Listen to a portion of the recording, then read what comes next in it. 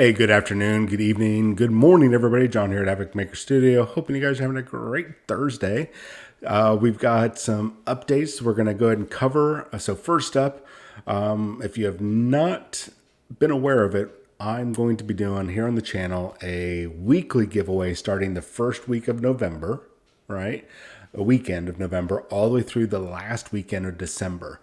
And at the very least, one prize, one giveaway is going to take place. But I'm sitting here, I want to say it's 18 items, and I've 19 items, and I've got more coming in.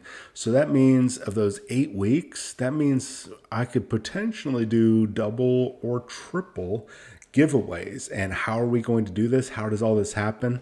Well, I'm going to have a video next Friday, which I believe is the 28th of October.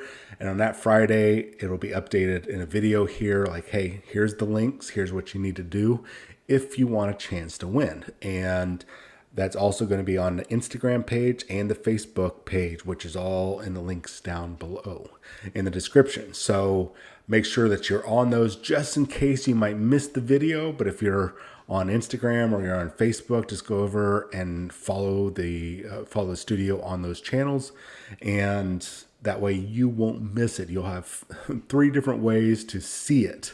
All right. So that aside, and all those rules, let's talk real quick about Atomic Mass Games. Their webpage has been updated. Thank you. I've been complaining about it on and off in a mild way, not like I would with Games Workshop or Warlord Games or a couple of those other studios. But it's been kind of an annoyance that the layout has been really poor and the links have been hidden or not there at all. And they finally updated it. Their drop-down menu is a lot more functional now with Q&As, the different transmission pages, all the documents, organized play, whatnot. And their main page has all their Star Wars stuff, the assembly guides, transmissions, all great stuff. And one of the biggest things that I was really happy about is the assembly guide on the for Marvel Crash Protocol. It used to be in 2 different pages, one of which you needed a QR code to go to, or you would have to manually type in the URL because they didn't have an actual link to it. Now it's all consolidated into one big page, which thankfully it's happened. Not that it was something that was dire and it was critical. It's like, man, I'm just going to be complaining about everything. It was just kind of like, hey, why do I have to use a QR code? Why don't you just have a link so when I'm sitting at my desk, like a lot of us do, we can take a look at the web page on our computer or our laptop instead of looking at our phones, zooming in, zooming out and everything, trying to figure all this stuff out. It's easier if we have it accessible with a link and everything. That's a minor complaint. Yeah, maybe I'm being a little I don't know, privileged in a way or being snooty, but it's just, if you're going to be having this, consolidate it all instead of having hidden links or no links at all. Does that make sense? I hope so. What I'm trying to say is I'm happy. I am happy with what they've done. A couple other things that they've done is they've updated the challenger rules. So the challenger rules is more like the organized play, like the tournaments mainly. The X-Men symbol has been added. And you can see on their webpage under organized play, or you could just take a screenshot of this right here. You can see what the current standard play is. And of course, extended play means you get to use everything that's available. So it doesn't matter. It's really cool that they've done that. I'm really happy. So we're here to talk about the core box and the upcoming, maybe, possibly, probably, very probably, core box for Marvel Crash Protocol. Now, before we go any further, caveat, I don't know if it's actually going to be coming out. None of us do. Well, the people working at Atomic Mass Games, they know if they have any intention of this. But it seems likely. It's definitely a possibility, and I would say the probability of it happening is high. How high? I don't know. That's something that I'm not sure we can actually speculate. But we've seen them go through that original box that came out, and it was really cool when we got the box. They've updated a lot of models because some of the models were a little janky on their design, and they've since made them way better. Like they've upped their game with their sculpts for all the different miniatures that have been coming out, and way more hits than misses. Like dramatically, I would say maybe 2 to 3% misses, and that's probably stretching it. And that's more of a personal aesthetic choice versus an actual really janky looking model. So we've seen updated the Black Widow, Captain America. We've seen Doctor Octopus, Iron Man, Red Skull, and Spider-Man. They've all been updated. Spider-Man's got like, I don't know, 16 different models out there right now for Marvel Crisis Protocol. I think it's actually like 2 or 3. But regardless, you get what I'm saying. What we haven't seen is Ultron. I don't think Ultron will get updated with a new model because he's got a great pose. He looks really, they did a great job with his sculpt, and there's really, I don't see a reason to update it, especially when they have an awesome rogues gallery of villains out there. And we've talked about that in a video months ago, the disparity between heroes and villain models that are available out there. Crossbones, I don't see, he's not a big player in the Marvel Comics universe, unless there's something going on with Hydra and they need, him to be the go-to villain, but he's not a heavy hitter, right? I mean, in the game, he is a heavy hitter, but he's not a big focal point. He was really good to bring in during the Marvel Crisis Protocol release because it was fresh off of his MCU very brief debut, and he's shown up in the cartoons and stuff, but nothing really fantastic going on with him. Captain Marvel is the only one right now that I think has a chances of getting a new updated model, mainly because whether we hate it or not, got the new Marvels movie that's going to be coming out. So we might not get a Carol Danvers Miss Marvel. We might get a Captain Marvel, well, is now I think known as Photon or Phaser or Photon, whatever. Monica Rambeau. She is going to be, she could be the one that's going to be coming out. I don't know what other costume they would do with her except doing maybe a binary form or a Kree uniform. I'm not really sure what else they could do for her, but I would say she is the most likely. And then, of course, the Baron Zemo model, he's a good model. There's no real big reason to adjust Baron Zemo.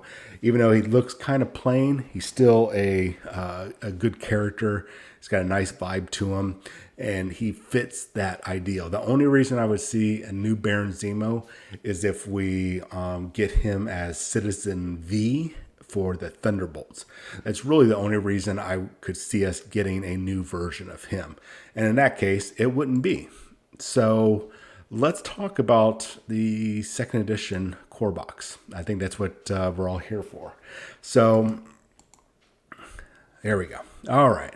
So that aside, let's talk about this. Will it be really a second edition? Not really, because inside we know that the core rulebook is always updated. It is free download. I don't know if we could call it second edition or just an updated version. But here's what I'm thinking we're going to see in the new core box: an updated physical rulebook. That I'm pretty sure that's a no-brainer. You're going to want a physical rulebook in there for those, especially if you're going to be buying a box game with all the miniatures, terrain, dice, all the cards and doodads and whatnot. You need to have that rulebook in there. So I think that's a no-brainer. It'll be updated with all the current rules up to that point, with all the FAQs and erratas in there. Maybe even some new stuff like with the challenger rules intertwined in there. Definitely new miniatures, and we're going to cover those new miniatures here, and new terrain, because why put in the old terrain when you could just put in new terrain? if that makes sense. And who knows, maybe they'll put in that old terrain, just take it out of the boxes they got right now and just slide it in. And maybe some new colored dice. We got red dice now, maybe we'll get blue dice then. So what are we possibly going to see for characters? Well, I think that's who's going to be in the box. I think the Fantastic Four. That is my big.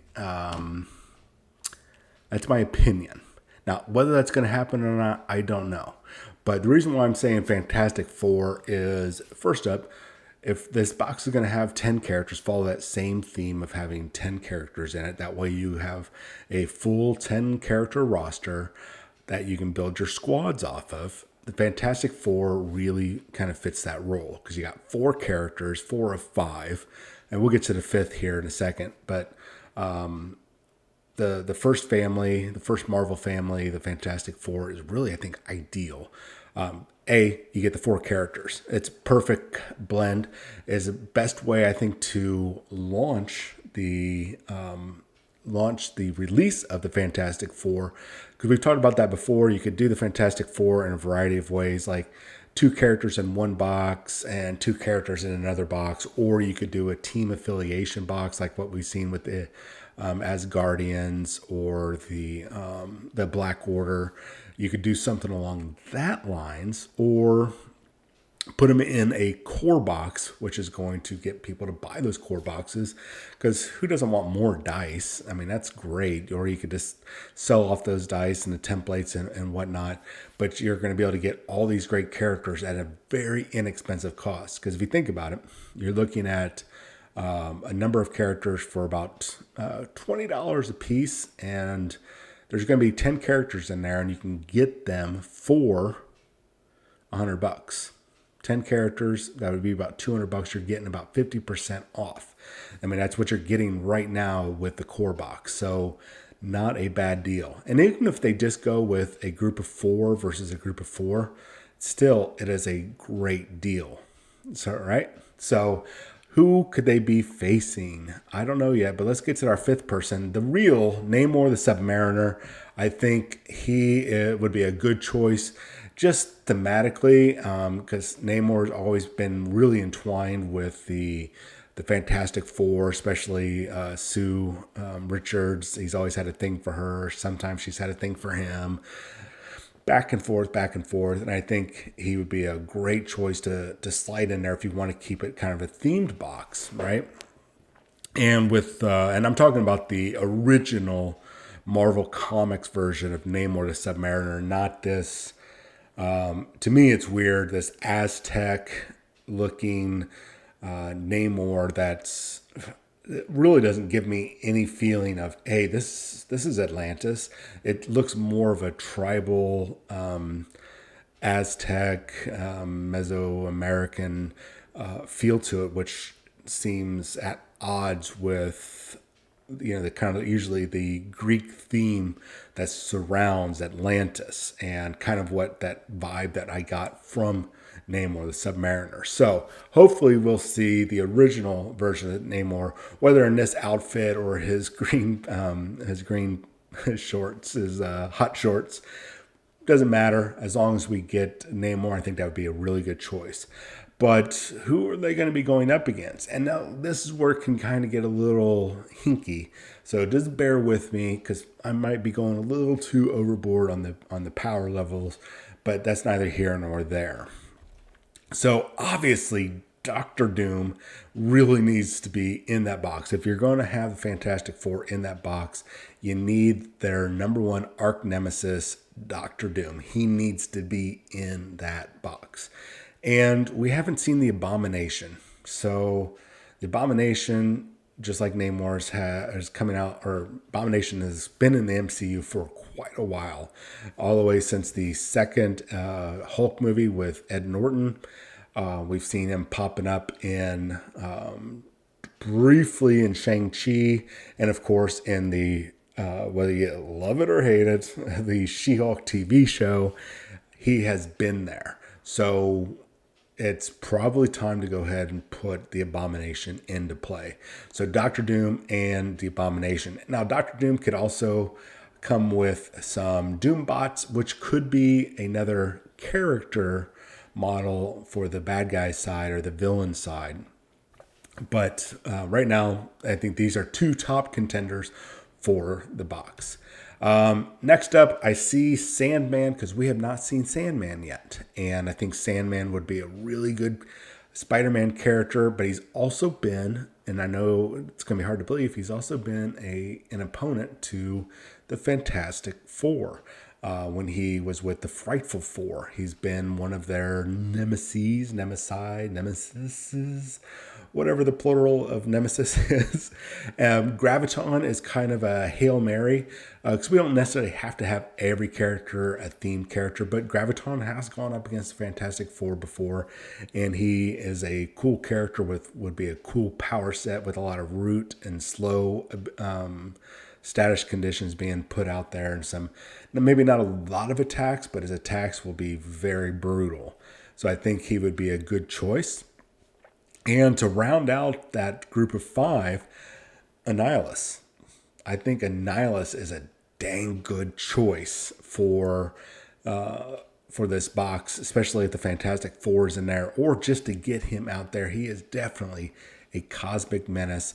So if you've already seen in this box with Annihilus and with Doctor Doom, we've got two characters in there that they can easily go, hey guys, here's some freebie, or at least one of them, here's a free ultimate encounter. Either one of those, Annihilus or Doctor Doom, are an ultimate encounter, a cosmic threat, easy.